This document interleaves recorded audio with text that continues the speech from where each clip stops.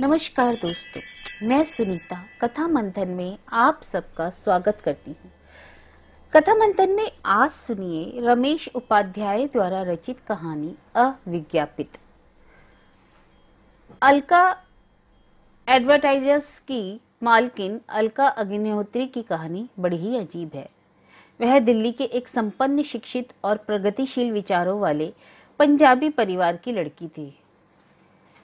दिल्ली विश्वविद्यालय के एक कॉलेज में बीए तक पढ़ने के बाद चित्रकला में रुचि उत्पन्न हुई तो कॉलेज ऑफ आर्ट में चली गई। वहां से फाइन आर्ट्स में एमए किया। चित्रकार बनना चाहती थी और इसके लिए घर गृहस्थी के झंझटों से मुक्त रहना चाहती थी। माता पिता चाहते थे कि वह विवाह कर ले, उनकी पसंद से नहीं तो अपनी ही पसंद से सही, पर कर तो ले सामान्य जीवन के लिए। लेकिन अलका का कहना था कि सामान्य जीवन एक जेल है। स्त्री विवाह के नामक अपराध करके उस जेल में जा पहुंचती है और फिर कभी बाहर नहीं आ पाती। और जो स्त्रियां यह ना जानती हो या जानते हुए भी उम्र कैद को आज़ादी से बेहतर मानती हो या परतंत्रता में ही स्वयं को सुरक्षित समझती है, वे ही करे शादी और जिए सामान्य जीवन। मगर जो जानती हैं और स्वयं को स्वतंत्र मानती हैं, वे जानबूझकर उस जेल में क्यों जाएं? अतः उसने अपने माता पिता से कह दिया, शादी नहीं करनी, नहीं करनी सो नहीं करनी। तो तू आखिर चाहती क्या है? माता पिता उसकी जिद के आगे परास्त होकर पूछने लगे। मैं स्वतंत्र रहना चाहती हूँ और आप लोगों से भी अलग, अकेली रह लेगी। कलाकार हूँ, नौकरी किए बिना भी आराम से इतना कमा सकती हूँ कि ठाठ से रह सकूँ। अभी एक फ्लैट किराए पर लूँगी और जल्दी ही आप लोग देखेंगे कि मेरे पास अपनी एक कोठी होगी, गाड़ी होगी और अपनी आज़ादी तो है ही। और 3 साल में ही अपनी धुन की पक्की उस लड़की ने यह कर भी दिखाया। कलाकार के रूप में अभी वह प्रतिष्ठित नहीं हुई थी, इसलिए उसकी पेंटिंग्स तो नहीं बिक पाती थी, लेकिन कमर्शियल काम करके अच्छा कमा लेती थी। उसी के सिलसिले में एक विज्ञापन एजेंसी में भी जा पहुंची। वहां के मालिक और मैनेजर पवन बत्रा से उसका कोई परिचय नहीं था, लेकिन वह किसी से पूछे ताछे बिना सीधे उसके केबिन में घुस गई। पोर्टफोलियो से निकालकर अपनी कला के कुछ नमूने दिखाए और सीधे ही पूछ लिया, फ्रीलांसर हूँ, कुछ आर्ट वर्क मिलेगा? हाँ, पर फ्रीलांसर क्यों? पवन बत्रा ने उसमें रुचि लेते हुए पूछा। नौकरी क्यों नहीं कर लेती? आज़ाद रहना चाहती हूँ, अलका अग्निहोत्री ने अपनी नफीस अंग्रेजी में उत्तर दिया।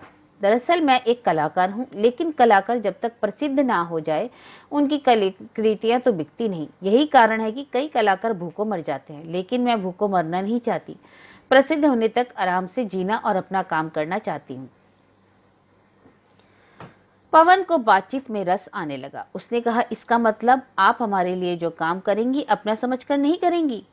नहीं नहीं, अपना काम मैं पूरे मन से, मेहनत से और ईमानदारी से करूंगी। अपना ही काम समझकर करूंगी। लेकिन आप जानते हैं, साबुन का विज्ञापन करने के लिए बनाए जाने वाले चालू चित्र में और सावन की ऋतु के आनंद की अनुभूति कराने वाली कालजयी कलाकृति में अंतर होता है। साबुन का विज्ञापन बनाना भी कला है, लेकिन सावन का चित्र बनाने से भिन्न कला है। एक काम आपकी आजीविका है और दूसरा काम आपका जीवन। एक काम सिर्फ जिंदा रहने के लिए किया जाता है और दूसरा अमर हो जाने के लिए। क्यों? पवन ने कहा और हंस पड़ा, मानो कह रहा हो मैं व्यंग नहीं, विनोद कर रहा हूँ। अलका भी हंस पड़ी, पर तुरंत ही गंभीर होकर बोली, अमर होना अपने हाथों में नहीं होता, लेकिन हर कलाकार की अभिलाषा तो अमर हो जाने की ही होती है। पवन भी गंभीर हो गया। कुछ देर चुप रहकर अलका के चेहरे को ताकता रहा और फिर अचानक बोला, आप मॉडलिंग करेंगी? मॉडलिंग और मैं? आजीविका के लिए? पवन ने मुस्कुराते हुए कहा, साबुन का विज्ञापन करने के लिए एक चित्र बनाने और उसके लिए स्वयं एक चित्र बनने में क्या बहुत अंतर है? नहीं, लेकिन फूल को स्वयं नहीं जानता कि वह कितना सुंदर है। पवन ने गंभीरता पूर्वक कहा, आप जाने की बहुत जल्दी में ना हो तो एक फोटो सेशन कर लें। Photo session? विज्ञापन जगत की शब्दावली से अनभिज्ञ अलका ने पूछा।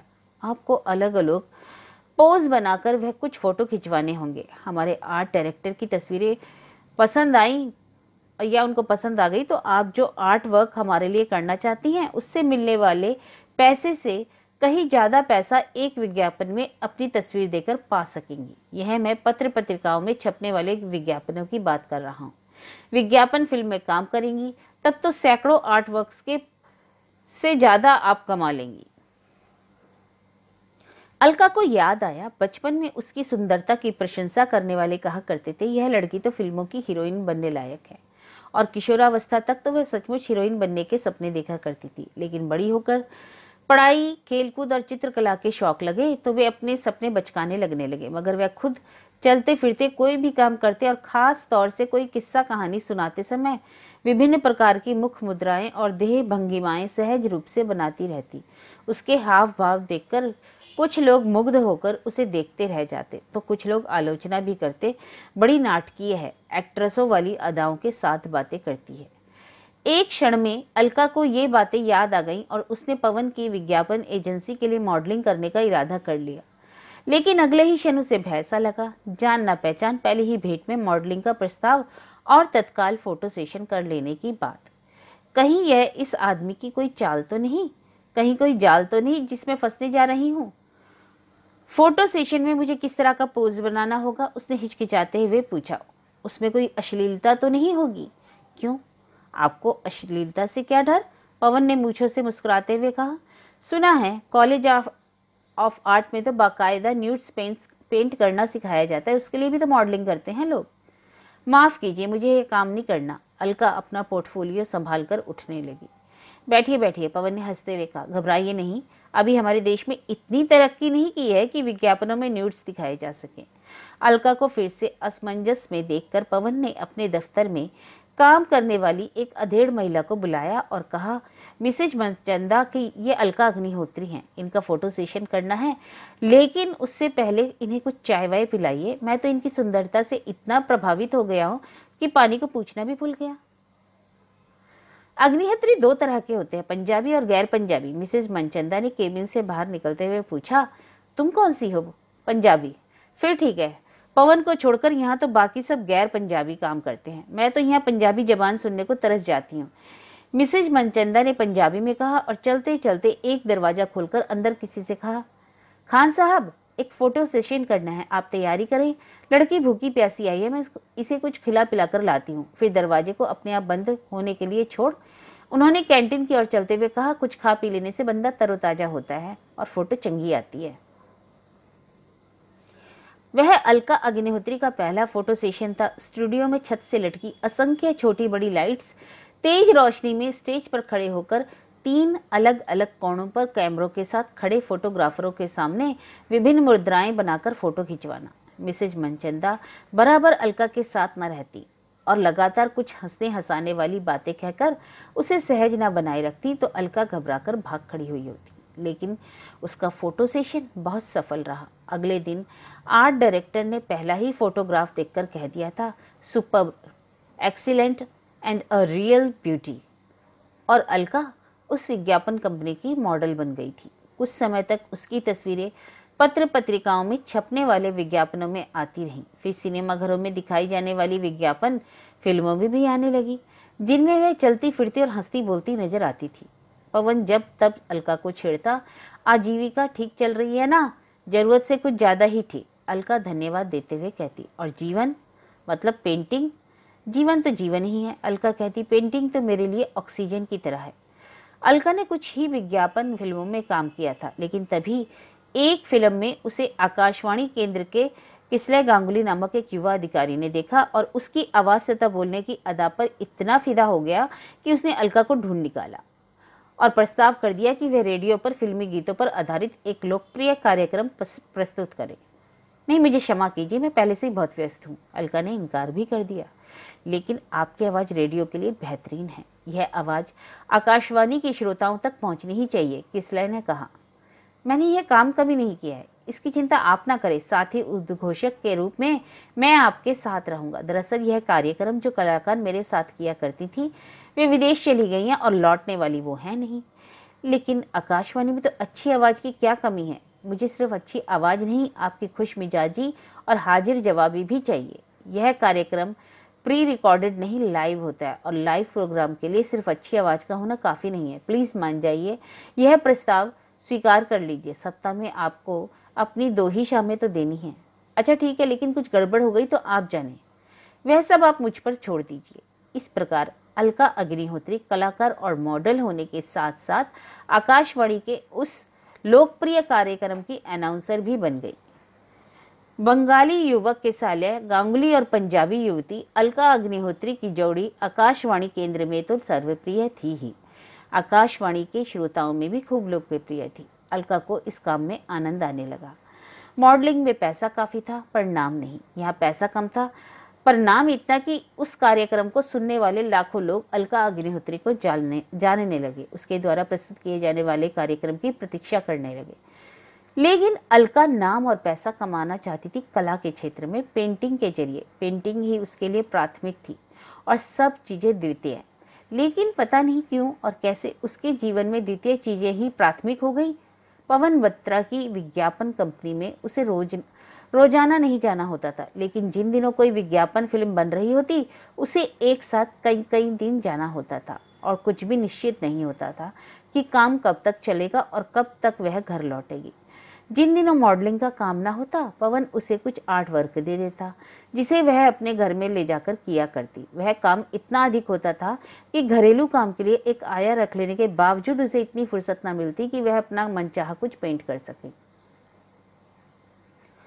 आकाशवाणी का कार्यक्रम उसे सप्ताह में 2 दिन, बुधवार और शुक्रवार प्रस्तुत करना होता था। पवन से उसने कह रखा था कि वह उन दिनों मॉडलिंग के लिए उसे ना बुलाए, क्योंकि रेडियो का कार्यक्रम तो निश्चित दिन निश्चित समय पर प्रसारित होना ही है। कार्यक्रम शाम को 7 बजे से 7:30 बजे तक प्रसारित होता था। कहने को आधे घंटे का कार्यक्रम, लेकिन उसकी तैयारी के लिए अलका को 4 बजे ही आकाशवाणी केंद्र पहुंचना होता था। कार्यक्रम अधिकारी और अलका का साथी उद्घोषक किसाले भी अलका की भांति परफेक्ट था, इसलिए दोनों मिलकर खूब बहस करते कि कार्यक्रम में क्या बोला जाए और कैसे बोला जाए। कार्यक्रम समाप्त होने के बाद किसाले अनुरोध करता कि अलका उसके साथ कनॉट प्लेस चलकर किसी रेस्टोरेंट में चाय पिए। वहां जाकर चाय पीते और बतियाते हुए 9 साढ़े 9 बज जाते और घर दूर होने के कारण वापस घर पहुंचते पहुंचते 10 साढ़े 10। तब तक वह इतनी थक चुकी होती थी कि प्रतीक्षा करते परेशान हो चुकी आया से कुछ बातें करते हुए खाना खाते खाते उसे नींद आने लगती। पेंटिंग के लिए कोई समय नहीं बचा था। समय बचाने के लिए उसने कार ले ली और ड्राइवर भी रख लिया, लेकिन इससे अलका की व्यस्तता कम नहीं हुई बल्कि और बढ़ गई। अब कार्यक्रम के बाद किसाले को केंद्र से निकालकर कनॉट प्लेस पहुंचने की जल्दी ना होती। कार है, कोई बस या स्कूटर से तो जाना नहीं है। हालांकि अलका का घर किसाले के घर के विपरीत दिशा में था, लेकिन वह उदारता पूर्वक कह देती, चलो साथ ही चलते हैं, मैं तुम्हें तुम्हारे घर छोड़कर अपने घर चली जाऊंगी। या किसाले कह देता, चलो तुम्हारे घर तक मैं भी साथ चलता हूँ, वहां से अपने घर चला जाऊंगा। किसले अविवाहित था और एक कमरा किराए पर लेकर अकेला रहता था, इसलिए अलका उसके पुरजोर आग्रह पर भी कभी उसके घर को देखने के लिए अपनी गाड़ी से नहीं उतरी। लेकिन किसाले उसके घर तक साथ आता तो ना चाहते हुए भी वह उसे अपने घर में आमंत्रित कर लेती और किसाले उसका आमंत्रण सहज स्वीकार कर लेता। वह खाना खाकर जाने के लिए कहती तो खुश हो जाता, कहता, अहो भाग्य, कुंवारों को क्या चाहिए, स्त्री के हाथ का बना खाना, चाहे वह किसी की आया के हाथ का बना ही क्यों ना हो। पहली बार जब अलका ने उससे खाना खाकर जाने के लिए कहा तो उसने नहीं नहीं करते हुए कहा, कहते संकोच होता है अलका, डर भी लग रहा है कि कहीं तुम मुझे गलत समझकर बुरा ना मान जाओ, लेकिन पहले ही बता देना अच्छा है, मैं खाना खाने के पहले 1 क्वार्टर विस्की पीता हूँ, तुम्हें पसंद ना हो तो स्पष्ट कह दो। नहीं नहीं, अलका ने औपचारिकता वश कहा, लेकिन आगे वह कहना चाहती थी कि मुझे तो ऐतराज नहीं, मगर मेरी आया को हो सकता है, वह क्या सोचेगी। मगर किसाले ने नहीं नहीं सुनते ही खुश होकर सोफे पर पसरते हुए कहा, तुसी ग्रेट हो यार, ऐसी उदारता और ऐसा खुलापन मैंने पंजाबियों में ही देखा है। अलका कुछ कहे इसके पहले ही उसने अपने कंधे पर टंगे रहने वाले झोले से विस्की का क्वार्टर निकालते हुए पूछा, तुम पीती हो? नहीं, अलका ने कुछ सख्त स्वर में कहा।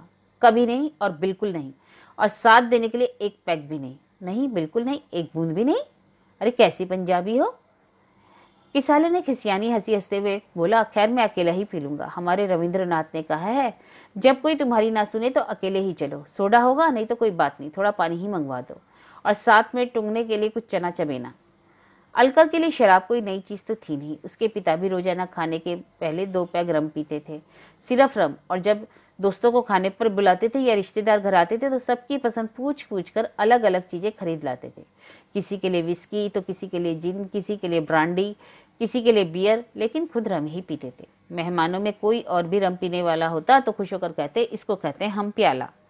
अतः पहली बार जब किसाले ने उसके घर बैठकर विस्की पीना शुरू किया तो उसने आया की मदद से पीने का सारा सरंजाम जुटा दिया और अपने के लिए एक ब्लैक कॉफ़ी बना ली। लेकिन अगली बार किसाले ने साथ देने के लिए सिर्फ एक सिप लेने का आग्रह किया तो उसने विस्की से भरे ग्लास को होठों से छुआ और उबकाई सी लेते हुए बुरा मुंह बनाकर कहा, इतनी बद जायका चीज कैसे तुम इतनी इतनी देर तक पीते रहते हो। लेकिन धीरे धीरे किसाले का साथ देने भर के लिए वह पहले छोटा पैग, फिर बड़ा पैग और फिर 2 बड़े पैग तक पीने लगी थी और साथ साथ सिगरेट भी। फिर यह भी होने लगा कि किसाले अलका के घर रात का खाना खाने आता तो विस्की का क्वार्टर या हाफ खरीदने के बजाय पूरी बोतल ही खरीद लेता और पीने के बाद जो बच जाती वहीं छोड़ देता। सिगरेट भी वह 1 पैकेट की जगह 2 पैकेट खरीदता, दूसरा अलका के लिए छोड़ जाता। फिर जिस दिन किसाले साथ ना आता, अलका अपना काम करते हुए अकेली ही शराब और सिगरेट पीती रहती। यहाँ तक कि कुछ ही समय में ये दोनों चीजें अब उसकी आदत या जरूरत बन गई। आया की हिम्मत नहीं थी कि मालकिन को रोके टोके और दूसरा कोई घर में उसे रोकने टोकने वाला था नहीं। अतः यह भी होने लगा कि रात का खाना खाने के बाद किसाले अलका के घर में ही सो जाता। अंततः यह भी होने लगा कि अलका के कहने पर एक दिन किसाले अपना मुख्तसर सारा सामान उठाकर उसी के यहाँ चलाया और दोनों साथ भी रहने लगे। हम बाकायदा शादी क्यों नहीं कर लेते? एक दिन किसाले ने प्रस्ताव किया। नहीं, मैंने फैसला कर रखा है कि शादी कभी नहीं करूंगी, अलका ने दृढ़ता पूर्वक कहा। लेकिन हमें जानने वाले सब लोग हमें पति पत्नी ही समझते हैं। समझते रहे, शादी न करने और इस तरह रहने में कुछ अजीब नहीं लगता। मैंने शादी न करने का फैसला किया है, प्रेम न करने का नहीं। अलका ने मानो दोनों का अंतर स्पष्ट करते हुए अपना अंतिम फैसला सुना दिया। मैं आज़ाद ही रहना चाहती हूँ। अलका के इसी फैसले के मुताबिक वे दोनों पति पत्नी की तरह रहते हुए भी दूसरों को अपना संबंध कुछ और ही बताते, कभी मित्र कभी सहकर्मी। कोई बहुत कुरेद कर एक साथ रहने का कारण पूछता तो अलका झुंझला जाती और कह देती वह मेरा पेइंग गेस्ट है और कुछ नहीं। संबंध की इस अस्पष्टता के कारण उन्हें दूसरों के आगे अंतरंग ना होने का नाटक भी करना पड़ता, यहाँ तक कि अलका के ड्राइवर के साथ भी। और यही कारण था कि किसाले को अलका के साथ उसकी कार में आते जाते असुविधा होती थी। ड्राइवर की उपस्थिति के कारण वह अलका के अंतरंग बातें ना कर पाता। मजाक में वह ड्राइवर को कभी सॉस कहता या सेंसर बोर्ड। लेकिन एक दिन उसने घोषणा कर दी, मैं ड्राइविंग सीखूंगा और इस ड्राइवर की छुट्टी कर दूंगा।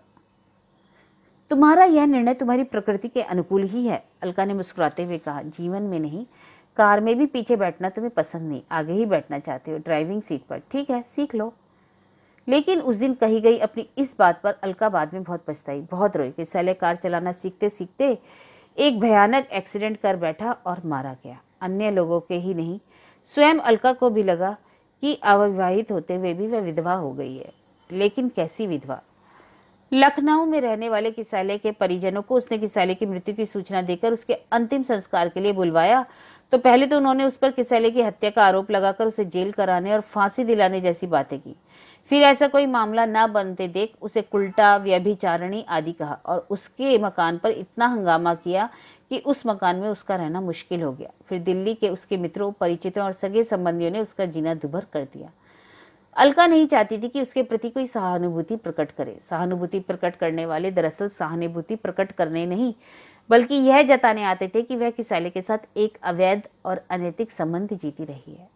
वे उसका साथ देने के लिए नहीं बल्कि लांछित, अपमानित करने आते थे। अंततः वह इतनी क्षुब्ध हो गई कि कोई उससे किसाले की बात शुरू करता तो वह चीख उठती। मैं उसके बारे में कुछ भी नहीं सुनना चाहती।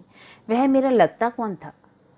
वह नहीं चाहती थी कि लोग उसे बेचारी अकेली औरत समझकर उस पर तरस खाएं। अतः वह किसाले की मृत्यु के दुख को दिल में ही दफनाकर उठ खड़ी हुई।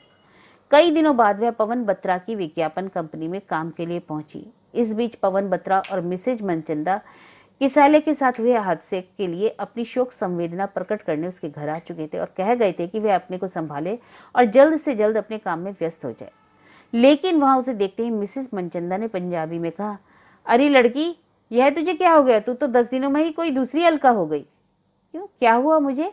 अलका को अपना अस्तित्व अस्थिर होता सा लगा। आईने में शक्ल देख अपनी। देखकर ही तो आ रही हूँ, अलका ने हंसकर कृत्रिम बेपरवाही से कहा। पवन जी हैं कैबिन में? हाँ, जा मिल ले उनसे। कल ही उसने कुछ नई लड़कियों के फोटो सेशन कराए हैं, कहीं ऐसा ना हो कि वह तेरी जगह किसी और को रख ले। अलका का जी धक से रह गया। फिर भी वह आगे बढ़ गई। पवन बत्रा ने उसे बिठाया, उसके लिए पानी मंगवाया, चाय कॉफी के लिए पूछा और मॉडलिंग के लिए आई लड़कियों के फोटो उसके सामने रखते हुए कहा, इन्हें देखो, बताओ कैसी हैं। अच्छी हैं, अलका ने कहा, और अचानक वह इतनी उत्तेजित हो उठी और पूछ बैठी, तो क्या मैं यह समझूं कि अब आपके पास मेरे लिए काम नहीं है? अरे ऐसा मैंने कब कहा? पवन बत्रा ने मौके की नजाकत समझते हुए बात बनाई। मैं तो तुम्हें फोन करके बुलाने की सोच ही रहा था, जल्दी ही एक विज्ञापन फिल्म बनानी है। तो मैं कब आऊं? अलका ने राहत महसूस करते हुए कहा। प्रोजेक्ट अभी फाइनल नहीं हुआ है, जो ही होगा मैं तुम्हें फोन करूंगा।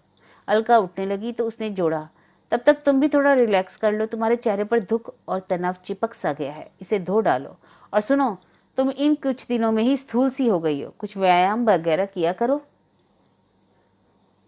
ध्यान रखूंगी। अलका ने पुनः अपने अस्तित्व की अस्थिरता का अनुभव किया और पवन बत्रा नई लड़कियों के फोटोग्राफ समेट कर रखने लगा तो वह उठ खड़ी हुई। केबिन के बाहर निकली तो उसकी आंखें डबडब आईं। वह सीधे दरवाजे की ओर चल दी। मिसेज मनचंदा पुकारती ही रह गई। वह रुकी नहीं। बाहर खड़ी अपनी कार में बैठकर उसने दरवाजा इतने जोर से बंद किया कि ड्राइवर चौंक गया। कहाँ चलना है मैम? ड्राइवर ने पूछा। वापस घर, अलका ने कहा और पीछे सिर टिकाकर आंखें बंद कर ली। बंद आंखों से आंसू बह चले। अलका ने उन्हें पहुंचा नहीं। वे बाहर से आती गर्म हवा में स्वयं ही सूख गए। घर पहुंचकर उसने ड्राइवर को छुट्टी देते हुए कहा, असलम आज मुझे और कहीं नहीं जाना, तुम जाओ, कल सुबह 10 बजे आ जाना। असलम ने गाड़ी खड़ी की, चाबी अलका को पकड़ाई और सलाम करके चला गया। घर के अंदर अलका की आया स्टेला बाथरूम में मोंगरी से पीट पीट कर कपड़े धो रही थी। बाहर तक आवाज आ रही थी। अलका ने घंटी बजाई तो वह स्कर्ट से हाथ पहुंचती हुई आई और दरवाजा खोलकर उसके चेहरे को देखने लगी। क्या हुआ मैम? कुछ नहीं। अलका पर्स और कार की चाबी मेज पर फेंककर सोफे पर ढह गई। आया ने पंखा चला दिया और पूछा, चाय बनाऊं? नहीं, एक ड्रिंक बना दो। दिन में ही? बहुत थक गई हूँ। कुछ खाने को लाऊं? नहीं, सिगरेट दे दो। आया दोनों चीजें दे गई। अलका ने विस्की का एक घूंट भरा और सिगरेट सुलगाकर खिड़की से बाहर देखने लगी, जहां चढ़ती गर्मी में अम्लतास का एक पेड़ पीले फूलों से लदा हुआ खड़ा था। कहीं से किसी पक्षी के बोलने की आवाज आ रही थी। अलका को किसला की याद आई और वह कहा करता था, पीने में कोई बुराई नहीं, लेकिन मुझे पीना सिखाने वाले मेरे दारू गुरु ने पीने के 3 कायदे बताए हैं। पहला, दिन में कभी मत पियो। दिन भर के काम निपटाकर शाम या रात को तसल्ली से पियो। दूसरा, अकेले कभी मत पियो। अगर कोई साथ देने वाला ना हो तो किताब पढ़ते हुए पियो, संगीत सुनते हुए पियो। और तीसरा, तभी तक पियो जब तक नशा तुम पर हावी ना हो, बल्कि तुम उस पर हावी रहो। किसैले जब तक था, अलका पीने के नियम कायदों का पूरा पालन करती थी, लेकिन उसके जाने के बाद सब बेकायदा हो गया। वह विज्ञापनों में आने वाली मॉडल थी, रेडियो के लिए एक लोकप्रिय कार्यक्रम की लोकप्रिय अनाउंसर थी, लेकिन सबसे पहले वह एक सृजनशील कलाकार थी। जब उसे कहीं बाहर न जाना होता, वह सुबह से ही उस कमरे में चली जाती जिसने उसने अपना स्टूडियो बना रखा था। एप्रन बांधती और काम में जुट जाती। पेंटिंग करते समय उसे कोई विघ्न बाधा पसंद नहीं थी। उस समय स्टेला ही फोन और दरवाजे की घंटियों का जवाब देती और जवाब होता, मैडम घर पर नहीं है। स्टेला ही दबे पांव स्टूडियो में जाकर चाय, कॉफी, नाश्ता और खाना रखाती। अलका अधिक व्यस्त ना होती तो कहती, वापस ले चलो, तुम्हारे साथ ही खाऊंगी। और व्यस्त होती तो काम करते करते कुछ खा पी लेती और बाकी यूं ही पड़ा रहता। कई बार किसैले स्टूडियो के दरवाजे पर खड़ा देर देर तक उसे काम करते देखता रहता, लेकिन वह इतनी दंतचित होती कि उसे देख ही ना पाती। पवन बत्रा की विज्ञापन एजेंसी में भी वे अपने काम के प्रति सबसे ज्यादा समर्पित मॉडल थी। बार बार कपड़े बदलना, बार बार मेकअप बदलना और बार बार पोज बदलना, लाइन या संवाद बोलते समय बार बार लहजे या उच्चारण को दुरुस्त करना, एक एक फोटोग्राफ के लिए कई कई घंटों का फोटो सेशन, 1 मिनट या कुछ भी सेकंड की विज्ञापन फिल्म के लिए कई कई घंटों या कभी कभी तो कई कई दिनों की शूटिंग। लेकिन अलका को कभी किसी ने न थकते, झुंझलाते, परेशान होते देखा। छोटे बड़े सब उसे आदेश देते रहते, वह खुशी खुशी सबके आदेशों का पालन करती रहती और खुद अपनी तरफ से भी अच्छे से अच्छा करने की कोशिश करती। कहती थी, मैं हूं भी परफेक्ट, काम की क्वालिटी से समझौता कभी नहीं करूंगी, चाहे काम करते करते मेरी जान ही निकल जाए। आकाशवाणी में किसाले के साथ कार्यक्रम प्रस्तुत करने से पहले तो वह स्क्रिप्ट लिखने और बोले गए शब्दों के बीच बजाए जाने वाले गीत चुनने में इतनी मेहनत करती थी कि कभी कभी किसाले भी जो स्वयं परफेक्ट था कह उठता, अलका तुम ज्यादा ही परफेक्ट हो। लेकिन किसाले के जाने के बाद जैसे दुनिया ही बदल गई। अलका ने अपने स्टूडियो की तरफ झांकना भी बंद कर दिया। आकाशवाणी का कार्यक्रम तो छूटा ही, पवन बत्रा की एजेंसी में जाना भी उसने छोड़ दिया। सुबह देर तक सोती रहती, उठकर भी कोई काम न करती, इधर उधर लेटी बैठी रहती या खिड़की में खड़ी सुनी सुनी आंखों से ना जाने क्या देखती हुई क्या सोचती रहती। शाम होते ही पीना शुरू कर देती और तब तक पीती रहती जब तक बेहोश ना होने लगती। स्टेला, जो उम्र में उससे छोटी थी, जिसे वह अपनी छोटी बहन जैसा मानती थी, उसे बड़ी बहन बनकर संभालती। वह गिर पड़ती तो स्टेला उसे उठाती। वह भूखी ही सोने लगती तो स्टेला उसे अपने हाथ से खाना खिलाकर सुलाती। सोने से पहले वह नहाना चाहती तो स्टेला उसे बाथरूम में ले जाकर नहलाती, कपड़े पहनाती और सहारा देकर बिस्तर तक ले जाती। कभी कभी नशे में अलका उसे भी बिस्तर पर खींच लेती और कहती कि वह उसे प्यार करे, किसाले की तरह प्यार करे। लेकिन स्टेला उसे कैसे किसाले की तरह प्यार कर सकती थी। वह अलका को समझाने बुझाने लगती, बहलाकर सुलाने लगती कि तो अलका नाराज हो जाती, स्टेला से ही लड़ने लगती और कभी कभी स्टेला को मार भी बैठती। अगली सुबह स्टेला नौकरी छोड़कर जाने की तैयारी करने लगती तो अलका चकित होकर कारण पूछती। स्टेला उसे रात वाली बात बताती तो वह रोने लगती, माफी मांगती। भविष्य में फिर कभी ऐसा व्यवहार न करने की कस्में भी खाती और स्टेला रुक जाती तो वह उसे बाहों में भरकर चूम लेती और उसके साथ नाचने लगती। उसे खुश करने के लिए बाजार ले जाती और उसकी पसंद की चीजें उसे खिलाती पिलाती और उसके पहनने ओढ़ने की कोई अच्छी सी चीज खरीद देती। एक दिन स्टेला ने पूछा, काम पर जाना कब शुरू करेंगी मैम? क्यों, क्या हो गया? अलका जैसे सोते से जागी। असलम कह रहा है कि आपने उसे सैलरी का जो चेक दिया है बैंक ने वापस कर दिया, बोला अकाउंट में पैसा नहीं है। अच्छा। अलका उस समय अलसाई सी अपने बिस्तर में बैठी दिन की पहली चाय पी रही थी कि स्टेला की बात से उसे करंट जैसा लगा। वह चाय का प्याला परे रखकर झटके से उठी और पवन बत्रा को फोन मिलाने लगी। पवन बत्रा ने औपचारिकता निभाने में एक क्षण भी लगाए बिना कहती, अलका, मॉडलिंग वाला तो नहीं पर आर्ट वर्क वाला काम खूब है तुम्हारे लिए, जब चाहो आकर ले जाओ। धन्यवाद बत्रा जी, अलका ने क्रोध से कांपते हुए कहा। आपसे मिलने के पहले दिन मैं आपसे आर्ट वर्क ही मांगने आई थी। मॉडलिंग का काम तो खुद आपने मुझे दिया था। तब आपको साबुन का विज्ञापन करने के लिए एक चित्र बनाने और उसके लिए स्वयं एक चित्र बनने में ज्यादा अंतर नजर नहीं आता था। आज आपने खुद ही में अंतर बता दिया। बुरा ना मानो अलका, लेकिन यह सच है तो तुम्हें स्वीकार करना होगा। समय के साथ चीजें बदलती हैं। मुझे याद है मैं तुम्हारी सुंदरता देखकर स्तब्ध रह गया था। कई लोग समझते हैं कि विज्ञापन करने वाली स्त्री का चेहरा और शरीर सुंदर होने भर से काम चल जाएगा, लेकिन यह गलत है। मॉडल में कई और खूबियां भी होनी चाहिए, जैसे अच्छी आवाज, भाषा पर पकड़, शब्दों को सार्थक करने वाला अंग संचालन और सबसे जरूरी चीज है ऐसी बेफिक्री में ऐसी मस्ती, ऐसी आजादी की क्या इन थोड़े दिनों में ही ये सब चीजें मुझ में नहीं रही? नहीं, ऐसी बात नहीं। ये चीजें स्थायी रूप से हमेशा एक जैसी नहीं रहती। आज है, कल नहीं भी हो सकती हैं, परसों फिर हो सकती हैं। अभी तुम किसाले की मौत का सदमा हावी है तुम पर, इसलिए तुम सही सलामत नहीं हो, बिल्कुल टूटी बिखरी सी दिखती हो। जब तुम्हारी ये टूटन बिखरन खत्म हो जाए तब तक तुम आर्ट वर्क करो। तुम्हारे लिए उसकी कमी नहीं है। तुम्हारे लिए मैं उसका पारिश्रमिक भी बढ़ा दूंगा। नहीं धन्यवाद बत्रा साहब, अलका ने निहायत औपचारिक स्वर में कहा। दया दिखाने की जरूरत नहीं। मैं किसी की विधवा या बिचारी अकेली औरत नहीं। मैं पहले भी आजाद थी और अब भी आजाद हूँ। इसके उत्तर में पवन बत्रा ने क्या कहा अलका ने नहीं सुना। फोन काट दिया। कुछ देर प्रतीक्षा करती रही पवन बत्रा का फोन का, लेकिन फोन नहीं आया। उसने गुस्से में और जोर से चिल्लाकर कहा, भाड़ में जाओ तुम और तुम्हारी विज्ञापन एजेंसी। मैं जो ठान लेती हूँ करके ही रहती हूँ। आर्टिस्ट बनने की ठानी बन गई, अकेले रहने की ठानी रह ली, आजाद रहने की ठानी तो आजाद रही। आजाद हूँ और मरते दम तक आजाद रहूंगी। मैं दिखा दूंगी कि मैं किसाले की विधवा नहीं, बेचारी अकेली औरत नहीं। मेरे भेजे में अकल और हाथ में हुनर है। मैं खुद एक विज्ञापन एजेंसी खड़ी कर सकती हूँ। लेकिन पैसा कहाँ से आएगा मैम? पास खड़ी सब कुछ सुन चुकी स्टेला ने पूछा। मैं अपनी सारी पेंटिंग्स बेच दूंगी। पर आप तो अपनी प्रदर्शनी लगाने की सोच रही थी, उसका क्या? उस दिन के इंतजार में बैठी रही तो खुद मेरी प्रदर्शनी लग जाएगी। पर आप ही कहती थी ना कि मजबूरी में बेची गई पेंटिंग्स औने पौने दामों में बिकती हैं। मजबूरी में तो लोग अपने बच्चों तक को बेच देते हैं। चलो उठो, असलम को बुलाओ, मेरी सारी पेंटिंग्स गाड़ी में रखवाओ। और 16 साल पहले किए गए उस दृढ़ निश्चय का ही परिणाम है अलका एडवर्टाइजर्स नामक एक विज्ञापन एजेंसी, जिसे देश में ही नहीं विदेशों तक में प्रसिद्ध कलाकार अलका अग्निहोत्री चलाती है। नहीं, अकेली नहीं, एक पार्टनर के साथ जिसका नाम है स्टेला। कई बार प्रेम के हल्के से अल्पकालिक संबंध जरूरत से ज्यादा विज्ञापित हो जाते हैं, जबकि प्रगाढ़ और दीर्घकालिक संबंध अविज्ञापित ही रह जाते हैं। तो यह कहानी थी अविज्ञापित, जिसके लेखक हैं रमेश उपाध्याय।